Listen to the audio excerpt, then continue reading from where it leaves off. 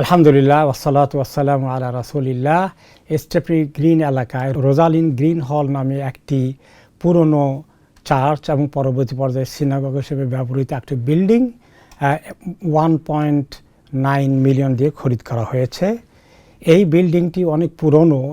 এখানে উদ্দেশ্য হচ্ছে এটি একটি মসজিদ বানানো হবে এবং বেশ জায়গা বড় বিল্ডিং হওয়ার কারণে এখানে একটি ইসলামিক মহিলা মাদ্রাসাও তৈরি করা হবে।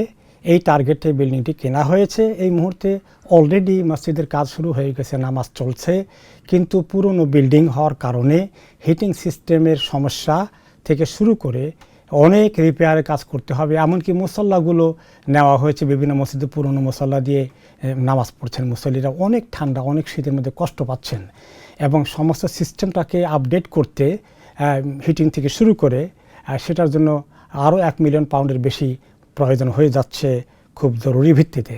আমি আশা করব যে বড় একটা বিল্ডিং মুসলমানদের হাতে এসেছে, মসজিদ এবং ইসলামিক মাদ্রাসা হবে মেয়েদের জন্য। এই সুন্দর প্রজেক্টে আপনারা সবাই দান করুন। আল্লাহ রাব্বুল আলামিন আমাদের সবাই দানকে কবুল করুন।